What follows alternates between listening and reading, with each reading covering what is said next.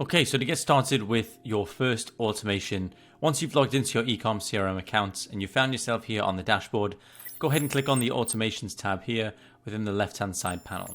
This will open up the Automations page, and within here what we can do is click on Create Workflow up here right in the top corner, and we can either select from a recipe or start from scratch. If you select a recipe, it'll open up an option for you to select from various templates which we've pre-configured inside of the ecom CRM platform, so you to select, customize, and use right away. However, in this case, we're going to start from scratch and build a simple workflow to show you exactly how this works. So the first thing we want to do with any new workflow is go ahead and rename it. This is so that we don't forget and get mixed up with a bunch of default names and a bunch of workflows that we're getting confused later on down the line when we want to start linking this into our actual automations. Once you've renamed your automation, go ahead and click anywhere on the page and it will just save that as the name. Now, automations start with triggers. So a trigger is an event or an action that happens that triggers this automation to then make its way through the list of tasks or automations that we've programmed it to do. So a trigger could be anything such as a form submission, an appointment booked, birthday reminder, a contact change, a new contact added, a new subscriber. Any of these things could be a trigger. And in fact, anything that you could imagine is a trigger can actually be configured as a trigger within this platform. So you can see here on the right hand side, we have multiple different triggers sorted by contacts, events, appointments, opportunities, affiliates, and much, much more. So what we're going to do in this automation is go ahead and create a simple automation for a form submission that will send an email to somebody once they've submitted their information in a contact form. So to get started with this automation, we're going to find the form submitted automation trigger. And within here, it's going to say choose a workflow trigger, which is form submitted, the workflow trigger name, which we're just going to keep form submitted for now, and then add filters. We're going to expand this filter.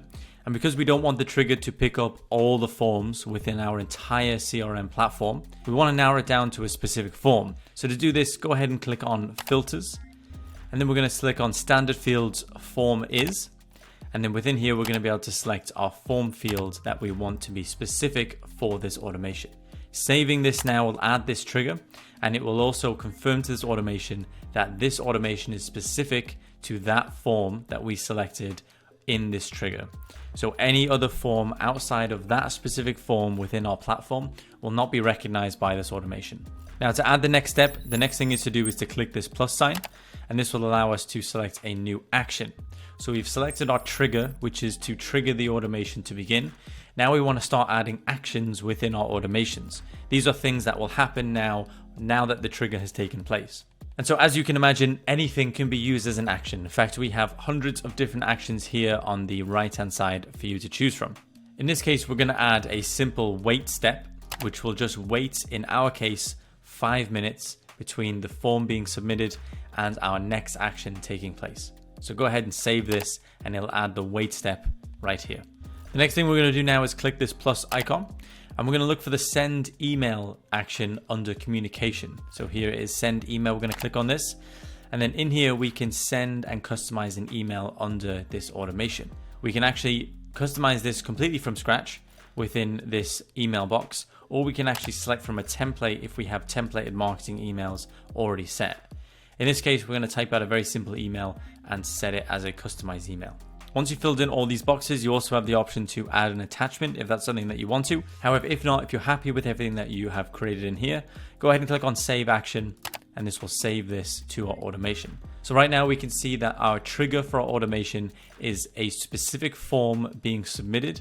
In our case, would be an email submission to a form. We then have a wait step of 5 minutes. So we're going to wait 5 minutes after this user has submitted their information via this form. And then we have an email customized that will be sent out to that specific prospect 5 minutes after they submitted their information to the form. To finish off this automation, we're going to add a final wait step here, and we're just going to set this for 1 minute and then save the action. So now we have the trigger, we have a wait step, an email, a wait step, and then an end and a close to the automation. Once you're happy with the automation and what you've built out here, this looks pretty good to me. We actually have the option to click into settings and to start editing some of the settings within our workflow. So the two contact settings up here are allow re-entry. This will allow or not allow contacts who have already entered into the automation once to be re-entered again if we'd like them to be. So based on your specific automation that you're creating, this will change to either yes or a no. In this case, because we're creating a email submission, which would usually be used for something like a lead magnet, we're going to allow re-entry to allow contacts to come back to the specific page that we're sending them to submit their email again and get the piece of information that they're looking for. We can also select a stop on response. So this is especially helpful if we're doing an outreach email campaign, that if a prospect were to reply to our automation, that it would then automatically take them out of the workflow and not send the further emails down the line after they've already responded to us. We can then also select the time zone for our automation. So whether we want the account time zone for our time zone, or we want to use the contacts time zone. In this case, we're going to select account time zone. We also have specific window. So again, if you're, let's say, running a outreach email automation, you can restrict the time window as to what time these emails are being sent. So whether that's 8 a.m. to 5 p.m., Monday to Friday, or maybe you want to include Saturday and Sundays, and maybe even past 5 p.m. or before 8 a.m. In this case, we're just going to turn this off and we're just going to leave it as default. And then finally is the sender names. So in this case, we're actually going to add a sender name and a sender email just to show our prospects that who these emails are from, and also to confirm to the email platforms that our prospects are using that this is the information that they should be using to the from name and from email fields within their platforms. And then finally, you can also mark emails as read if you'd like to. However, this can affect deliverability. So in most cases, we would recommend to leave it off. And then next we have enrollment history. So this is actually an activity log of all the contacts that we've enrolled into our automation. And then finally is execution logs. And this is an activity log of all the executions that have taken place within this automation for every single contact that we've brought in. So once everything looks good to you, go ahead and go back to the builder. And if you're happy with this, you can actually test the workflow if you have some information here that you'd like to test. And if you'd like to save it, go ahead and click on the save button up here in the top right corner. You'll get a message here saying the workflow has been saved. And then to make sure it's published and it's live and working, you need to make sure to change the status from draft to publish, and then go ahead and save it once again. If you don't do this step, then you'll have a saved automation that is still in draft and it isn't actually working in the back end. So make sure it's published.